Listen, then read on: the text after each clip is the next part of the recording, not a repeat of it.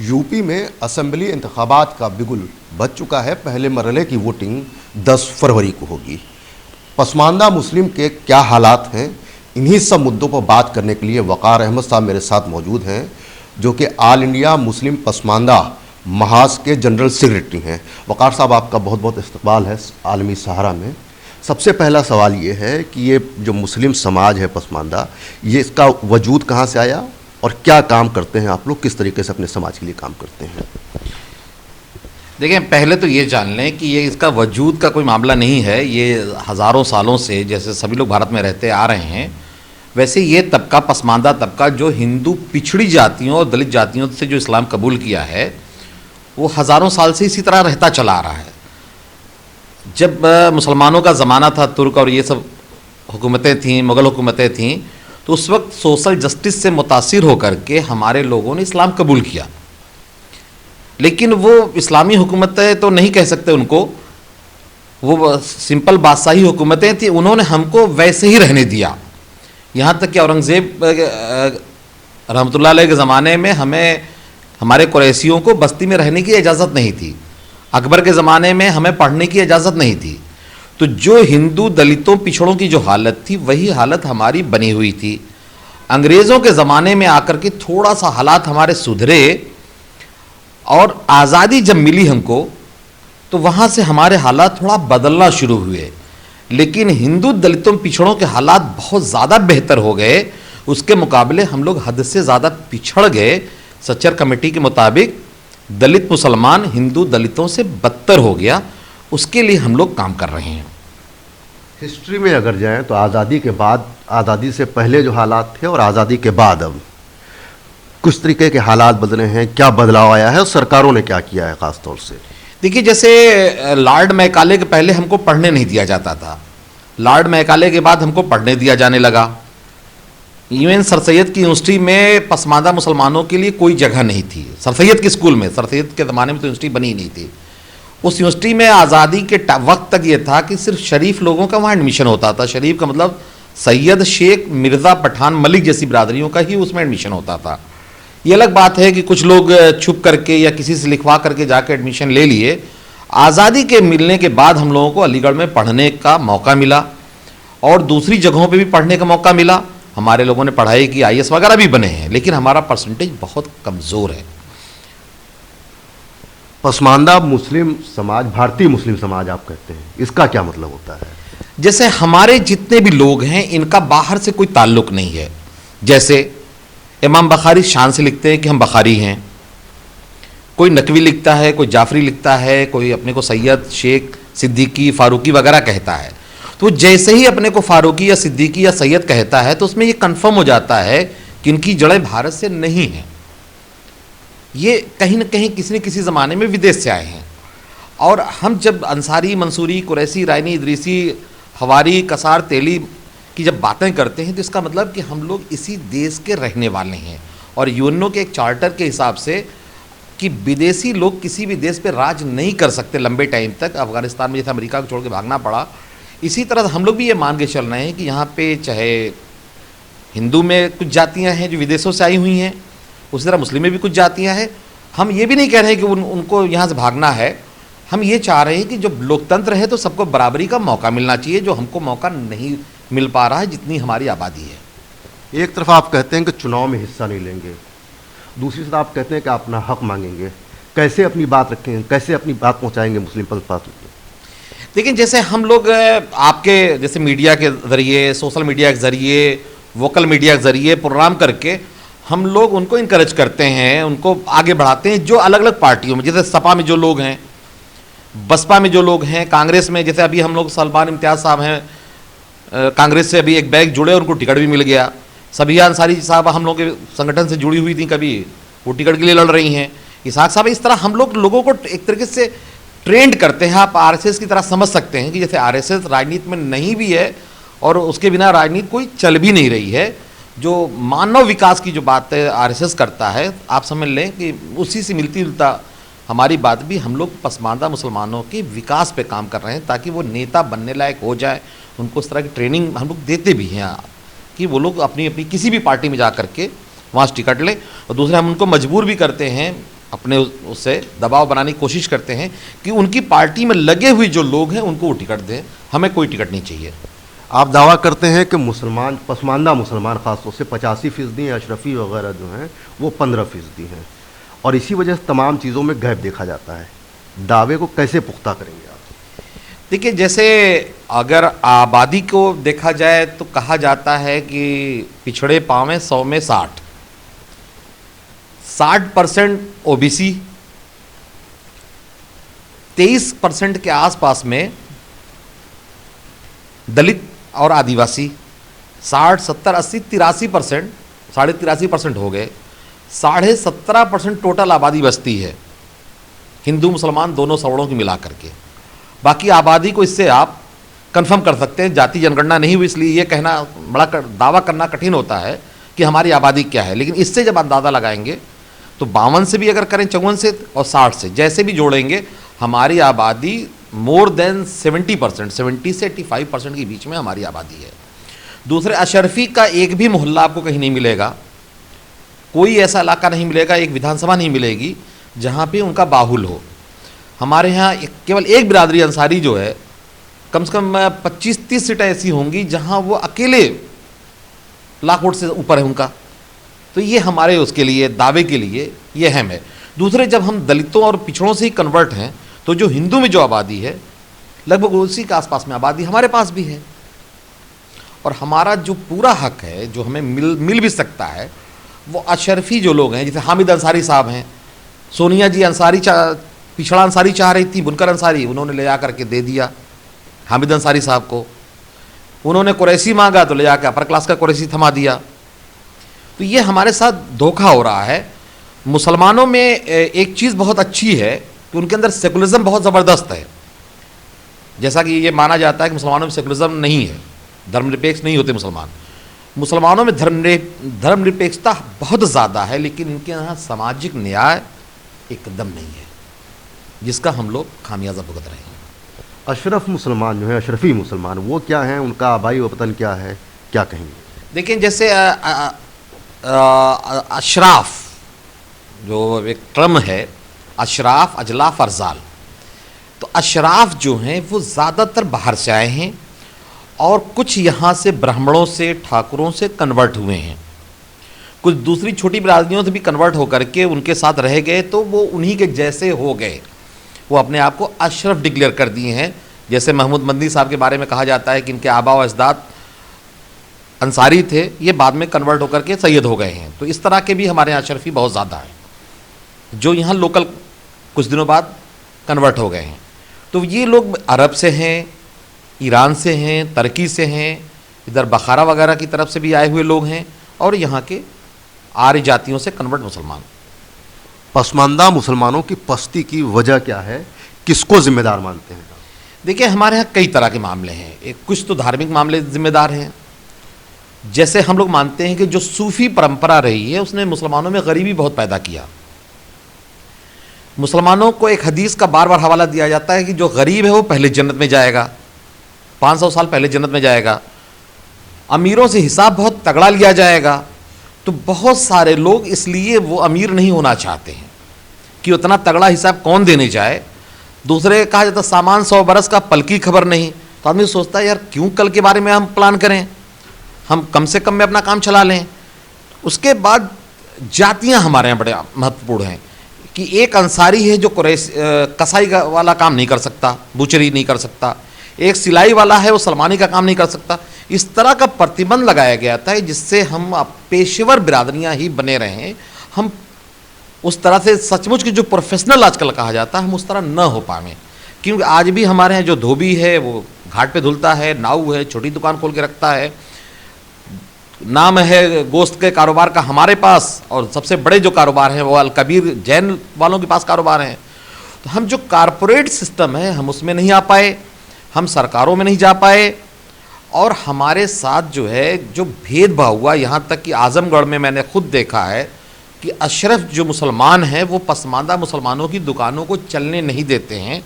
यहाँ तक कि यूसुफ अंसारी एक सर्जन थे, उनका हिंदू तो जाता था सर्जरी के लिए, लेकिन अशरफ मुसलमान न खुद जाता था न दूसरे मुसलमानों को जाने देता था, उनके खिलाफ ऐसा प्रोपंडा चला कर रखा था। अगर आप उनको मिला के नहीं रखेंगे तो आपकी कोई दुकान नहीं चल पाएगी आजमगढ़ में। पसमानदा मुसलमान जो है, जो हिंदुस्तान का पुराना कल्चर है, उस पर कितना अमल करता है, और इसी हिसाब से अगर देखा जाए जो अशरफी हैं वो कितना अमल करते हैं? देखिए, पसमानदा जो मुसलमान है उसका पूरा कल्चर भारत से मिला हुआ है। ये अलग बात है कि इसका भी अशराफिजेशन हो रहा है, ये भी शेरवानी पहनने लगा है, लेकिन हमारी औरतें ज़्यादातर नकाब से दूर रहती थीं, साड़ी पहनती थीं, सिंदूर लगाती थीं। गांव गिराव में हमारे जो रिश्ते नाते यादों से, कुर्मियों से, कोयरियों से, चमारों से, पासियों, खटिकों से बहुत अच्छे रिश्ते होते थे। और यहाँ तक कि हमारे गांव में तो अशरफ की मस्जिद अलग थी और हम पसमानदा लोगों की मस्जिद अलग थी। वो अपनी मस्जिद में नमाज़ पढ़ते थे, इस पार से उस पार जाकर नमाज़ पढ़ते थे, हमारी मस्जिद में वो नहीं आते थे। और मुझे भी याद नहीं कि आज तक मैं कभी उनके मस्जिद में जाकर कभी नमाज़ पढ़ा हूँ, बचपन से लेकर आज तक। उनके बगल में हम लोग खड़े रहते थे, अजान होती थी, हम अपनी मस्जिद में जाते थे, और वो हमारे मस्जिद के पास भी खड़े हों तो अपनी मस्जिद में जाकर नमाज़ पढ़ते थे। तो हमारे उनके बीच में रिश्ता जो है बस कैजुअल कभी नहीं बन पाया, हमेशा एक फॉर्मल रिश्ता रहा, अस्सलाम वालेकुम वालेकुम सलाम तक। हमारे मरने में भी उनके घर की औरतें नहीं आती थी, शादियों की बात तो छोड़ दीजिए, ना बुलाती थी हम लोगों को कभी। इवन हमारी एक फूफी बताने लगी कि जब हम जाते थे तो वो हमको अपने गिलास से पानी नहीं पीने देते थे वो लोग। ये कुरान पढ़ने जाती थी, इनके आर्थिक हालात बहुत अच्छे थे, और लेकिन उसके बावजूद भी इनको अपने गिलास से पानी नहीं पीने देती थी। और जब ये खाना पानी कुछ लेके जाती थी, बैना वगैरह ठोकवा वकवा, तो वो अपने जानवरों को डाल देती थी, वो नहीं खाती थी। जबकि उनके घर कच्चे थे, जो अशरफ लोग थे उनके घर कच्चे थे। हमारी बिल्डिंगें 2-3 तल्ला बिल्डिंग थी हम लोग पास, उसके बावजूद भी हमारे साथ इस लेवल का भेदभाव होता था। हमारी कब्रस्तानें तक अलग हैं। पसमानदा मुसलमान जो है आज़ादी के बाद से आज तक अपनी आवाज़ उठाने में नाकाम क्यों रहा है? देखें, सभी लोग मीडिया को कोसते हैं तो अच्छा नहीं लगता कि हम भी मीडिया को ही कुछ कहें। हमारी जो उर्दू मीडिया थी उसने हमेशा हमारी आवाज़ को दबाया। मैं थैंक्स कहना चाहूँगा सहारा परिवार को, सहारा चैनल को, कि जिसने हमें अप्रोच किया। कुछ और दक्षिणपंथी चैनलों पे हम लोगों को मौका मिला, लेकिन उर्दू मीडिया ने आज तक हम लोगों को उस तरह का मौका नहीं दिया। सहारा हिंदी ने भी बहुत पहले हमारे बारे में लिखा, हिंदी चैनलों ने, इंग्लिश अखबारों ने बहुत कुछ हमारे ऊपर लिखा, पढ़ा, लेकिन उर्दू मीडिया ने दबा के रखा, जिसके चलते हमारी आवाज़ उस तरह से बाहर नहीं आ पाई जैसे हमारी आवाज़ को बाहर आना चाहिए था। यूपी में इलेक्शन है अभी, मुल्क में तमाम दूसरी रियासतें हैं, वहाँ के क्या हालात हैं, आपको क्या नज़र आता है? क्या बदलाव देखने को मिलता है और कितनी मदद मिलती है सरकारों से? देखिए, सरकारों से पहले तो बहुत कम था। जब से हमारी तहरीक आगे बढ़ी है, हम लोगों ने अपने लोगों को ये समझाया कि सरकार से आप लेना शुरू करिए, सरकार का लेना हराम हलाल नहीं है। इसका फ़ायदा ही हुआ कि आजमगढ़ में काशीराम आवास योजना में 1500 मकान बटे थे, जिसमें लगभग 600 मकान मुसलमानों को मिल गए मायावती जी के ज़माने में। अभी जो है योगी जी के शासनकाल में जो मकान बट रहे हैं, जो टॉयलेट वगैरह बन रहे हैं, इसमें पसमानदा मुसलमानों को ज़बरदस्त हिस्सा मिल रहा है। यानी जो भी लोग थे बिना शर्म बिना झिझक के हम लोगों के से मुतासिर हुए और उन्होंने अपना लेना शुरू किया और उनको मकान वकान मिल रहे हैं। लेकिन बड़े लेवल पे हमको भाजपा में एकदम हिस्सेदारी नहीं है। ऐसा लगता है कि भाजपा को सिर्फ जो है विदेशी मुसलमान पसंद है, देशियों से उनका कोई रिश्ता बन नहीं पा रहा है। नाम कहते हैं देश का और सबका साथ सबका विकास की बात करते हैं, लेकिन सिर्फ नकवी, रज़ा, हुसैन, इमाम, इन्हीं के बीच में रह जाते हैं। उनके यहाँ शिया सुन्नी की भी कोई भेद नहीं है, लेकिन पता नहीं कहाँ से वो जान जाते हैं कि किसी पसमानदा को अभी तक उन्होंने कोई जगह बड़े लेवल पे नहीं दिया। हाँ, थोड़ा दबाव बना है तो छोटी छोटी 3 जगहें उन्होंने दिया है, उर्दू एकेडमी में, मदरसा बोर्ड में और माइनॉरिटी कमीशन में, लेकिन हम इससे संतुष्ट नहीं हैं। आप बड़ा एक सवाल ये भी उठता है कि जिस तरीके का माहौल है, इन हालात में आप कैसे आवाज़ उठाएंगे, कैसे सरकार तक पहुँचेंगे कि आपकी आवाज़ पहुँचे और अपने लिए इंसाफ मांग सकें? देखिए, ये इस वक्त तो हमारे लिए सबसे अच्छे हालात हैं। जब लोग कह रहे हैं कि हिंदू मुसलमान के बीच में नफरत बढ़ गई है बहुत ज़्यादा, हम तो प्यार बांटने आए हैं। हम लोग तो जज्बाती बातों के बरक्स रोज़ी रोटी, समाजी बराबरी और सत्ता में हिस्सेदारी की बात कर रहे हैं। और ये बड़बोलापन होगा हमारा कि हमारी वजह से देश में की एकता, अखंडता और मजबूत हो रही है, क्योंकि हम लोग धर्म के नाम की कोई बात ही नहीं करते। हम हमेशा जातियों की बात करते हैं, और जो पिछड़ा समाज है, जो दलित समाज है, उनके साथ मिलजुल के रहते हैं, और जो ब्राह्मण क्षत्रिय भी हैं, हम उनकी भी मदद चाहते हैं और लेते हैं। हम किसी तरह की हिंदू मुस्लिम की कोई बाइनरी नहीं खेलना चाहते हैं। इसीलिए हम लोग एमआईएम जैसी पार्टियों का, या जितनी भी मुस्लिम पार्टियां हैं, हम उनका ज़बरदस्त तरीके से विरोध करते हैं। आप प्यार मोहब्बत की बात कर रहे हैं, लेकिन फ़िरक़े वाली बात कर रहे हैं, बांटने वाली बात कर रहे हैं कि अशरफियों को ज़्यादा तवज्जो मिलती है देश में, पसमानदा मुसलमानों को कम तवज्जो मिलती है। क्या लगता है आपको कि इस तरीके का सरकार क्यों फैसला लेती है? देखिए, सरकार ने को रेडीमेड लोग चाहिए थे। सरकार को ऐसा लगता है कि जो अशराफ मुसलमान है, सैयद शेख, उनकी बातें सारे मुसलमान सुनते हैं, तो ये लोग भी सब नीचे से जाके किसी का बच्चा पालने के बजाय एक जवान लड़के को जैसे भर्ती कर लिया जाता है, उसी तरीके से ये सैयद शेख लोगों को अपने यहाँ रख लेते हैं, और हम लोगों को अभी मौका नहीं दे रहे हैं। और इसके पीछे हम लोगों की भी गलतियाँ हैं कि हम लोग उनके पीछे पीछे चलते हैं। जो भी कोई सैयद शेख आ गया, हम उसके पीछे चल दिए। कहीं मुख्तार अंसारी नेता बन गए, कहीं आज़म खां दलित पसमानदा हो के आज़म खां लगा करके आज़म खां नेता बने रहते हैं। तो ये हमारी कमियां हैं, हम अपनी कमियों को जानते हैं, लेकिन इसके पीछे भी अशरफ मुसलमानों का हाथ है कि सदियों से हमको दबा कर रखे थे वो, और आज भी हम दबे हुए हैं। आपको नहीं लगता कि आपकी इन बातों से खाई जो है वो और बढ़ेगी? देखिए, रिश्ते और दोस्ती बराबर वाले में होते हैं। हमें याद है, उनकी चिट्ठी आज भी कहीं रखी होगी, सैयद साहबुद्दीन साहब ने की। उन्होंने कहा था कि आओ आकर के मिल कर के बातें करें, हमारे बीच में इतनी बड़ी खाई नहीं है। और यकीन जान लें कि जितने ज़्यादा हम लोग चिल्लाएंगे, बोलेंगे और आगे बढ़ेंगे, उतने ही मुसलमानों से भी और हिंदुओं से हमारे रिश्ते और मजबूत होंगे। क्योंकि एक अशरफ मुसलमान एक आम मुसलमान से क्यों रिश्ता रखना चाहेगा? जब हम भी आईएएस बनेंगे, हम भी एमपी बनेंगे, तो हमारे उनके बीच में रिश्ते डेवलप होंगे, शादी ब्याह होगी। यहाँ तक कि हमारी तहरीक चलाने वाले एजाज अली साहब की बेटी की शादी एक सैयद फैमिली में ही हुई है। तो हमारी वजह से रिश्ते ख़राब नहीं हो रहे हैं, अच्छे हो रहे हैं। हाँ, दिक्कत कहाँ से आ रही है? लोग कह रहे हैं कौम बढ़ रही। कौम के हम क्या बांटेंगे कौम? हम ना मस्जिद बना रहे हैं नई, ना कोई फ़िरका बना रहे हैं, ना हम वोट की राजनीति में पढ़ रहे हैं। हाँ, इसमें इसका बंटवारा हो रहा है, क़यादत का बंटवारा हो रहा है।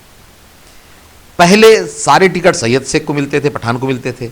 अब 12 टिकट 14 टिकट पसमानदाओं को भी अखिलेश को मजबूरी में देना पड़ा है। बीएसपी भी कुछ टिकट दी है आजमगढ़ जैसी जगहों से। तो ये जो क़यादत का बंटवारा हो रहा है, ये बंटवारा पसंद नहीं है। पसमानदा मुसलमान के हालात बदलने के लिए अब तक क्या कदम उठाए गए हैं, और सरकार की तरफ से आपको क्या आश्वासन कोई मिला है? कोई वफ्द मिला, कभी जाकर बातचीत की हो, या क्या कदम उठाए गए? देखिए, पहले तो ये जान लें कि हमारे यहाँ आरक्षण पे बात नहीं होती। जो मुस्लिम मीडिया कह लें, उर्दू मीडिया कह लें, या मुसलमानों का जो अपना वकल मीडिया है, आपस में बातचीत होती है, उस पर आरक्षण पे कोई बात नहीं होती। सरकारों की वजह से कह लें, और हिंदू समाज की देन है कि मंडल के तहत हम लोगों को 27% यूपी में आरक्षण मिला है, बिहार में 31% आरक्षण मिला हमको, जिसकी वजह से आज सैयद शेख जितने आईएएस पीसीएस हो रहे हैं, उतने हमारे लोग भी हो जा रहे हैं। तो हमारे यहाँ ये रोना कम हो गया है या ख़त्म हो गया है, हम लोग हो रहे हैं। ये सरकारों की मेहरबानी है, उसमें वीपी सिंह, अर्जुन सिंह का बहुत बड़ा एहसान है हम लोगों के ऊपर। दूसरे सच्चर कमेटी, रंगनाथ मिश्रा कमीशन बना करके सोनिया जी, मनमोहन जी का एहसान है कि उन्होंने हम लोगों को की बात को उठाया और ये बताया कि जो दलित मुसलमान एक तरह का नहीं होता, 3 तरह का होता है। एक अशराफ, सच्चर साहब ने लिखा है, ये आप लोग इसको ध्यान दीजिएगा, सच्चर साहब ने खुद लिखा है कि मुसलमान 3 तरह के होते हैं। एक अशराफ मतलब ऊंचे लोग, नोबल लोग। दूसरे अजलाफ, कमीने लोग, मतलब हम लोगों को जो अजलाफ तबका, अंसारी, मंसूरी, कुरैशी, रायनी, इदरीसी वगैरह, इनको अजलाफ कहा जाता है, कमीने लोग। तीसरा तबका है अरजाल, मतलब हद से ज़्यादा जलील, नीच किस्म का की कौम, जिसमें आते हैं धोबी, नट, बंजारा, मोची, बक्को, पवरिया, इस तरह की बिरादरियाँ आती हैं। तो उन्होंने कहा कि इनकी हालत दलितों से बदतर है। तो उनके लिए उन्होंने जैसे अलग अलग प्रोग्राम बनाए, कुंडू कमेटी बनाई, तो उसका थोड़ा बहुत फ़ायदा पसमानदा मुसलमानों को मिला है। और इन्होंने अभी नीतीश कुमार ने 20% अति पिछड़ा के नाम पे वहाँ पे आरक्षण दे दिया पंचायत इलेक्शन में, उसका बहुत बड़ा फ़ायदा हुआ। त्रिस्तरीय जो पंचायत में जो आरक्षण हुआ है, उसका हमको बहुत बड़ा फ़ायदा मिला है कि आज प्रधान महाप्रधान जो खाली सैयद शेख और ठाकुर पंडित होते थे, आज हमारे लोग भी प्रधान महाप्रधान से लेकर के ब्लॉक प्रमुख तक आराम से होने लगे हैं। इवन कि धोबी नट जैसी बिरादरियां भी बहुत आराम से हो जाती हैं। आइडियोलॉजी के हिसाब से अगर देखें तो जो अशराफ हैं और जो मुस्लिम पसमानदा समाज है, क्या अलग अलग रास्ते पर चल रहे हैं या एक ही रास्ते पर हैं? देखिए, जिसे आप इसको थोड़ा अगर कहा जाए कि पसमानदा जो मुसलमान है वो इस्लाम के रास्ते पे और संविधान के रास्ते पे चल रहा है, और जो अशराफ मुसलमान है अगर सोशल मसले पे कहा जाए तो इस्लाम से बहुत दूर निकल चुका है वो। क्यों? नबी सल्लल्लाहु अलैहि वसल्लम ने कहा था कि तुम्हारे में सब बराबर है, चाहे काला गोरा हो, अरबी अजमी हो। और इन्होंने बाकायदा अपनी किताबों तक में लिख दिया है कि ये बड़े हैं और ये छोटे हैं, चाहे असर अली थानवी की किताब हो, अहमद रज़ा खान बरेलवी की किताब हो, या सर सैयद अहमद खान ने जिस तरह से लिखा या किया है। तो इन्होंने सीधे सीधे ये गांधी और नेहरू के सामने भी मतलब बौने साबित हो गए ये लोग कि इनके यहाँ सोशल जस्टिस नाम की समाज मसावत की कोई चीज़ है थी ही नहीं। तो ये इस्लाम से दूर हैं, और हम लोग ये ईरानी जो कल्चर था भेदभाव का, ऊंच नीच का, उसको ज़्यादा ये फॉलो करते हैं। और ये बहाना जो बनाते हैं कि ब्राह्मणों की वजह से ऐसा हुआ है, ये एकदम सरासर झूठ है। हमारी कई मजहबी किताबों में भी इस तरह की बातें डिस्क्रिमिनेशन की लिखी हुई हैं बाकायदा, बहस्ती ज़ेवर में भी हैं, फतवा रिज़विया वगैरह में भी हैं। और हिदाया एक अरबी किताब है जो लेबनान में छपी हुई, उसमें भी अशराफ अजलाफ की जो टर्म्स इस्तेमाल किया इन्होंने, सच्चर साहब ने, ये वहीं से लिया इन्होंने। तो ये थे वक़ार अहमद साहब जो ये बता रहे थे कि किस तरह पसमानदा मुस्लिम समाज के लोग जो हैं वो पिछड़े हुए हैं और किस तरीके से उनके साथ भेदभाव किया जाता रहा है। इसी को बराबरी दो अशराफ और पसमानदा मुस्लिम समाज के जो लोग हैं उनको बराबरी पर लाने के लिए वो लड़ाई लड़ रहे हैं और अपनी बात हर स्तर पर रखने की कोशिश कर रहे हैं। आलमी सहारा के लिए लखनऊ से रजनीश कुमार के साथ शारिफ जाफरी।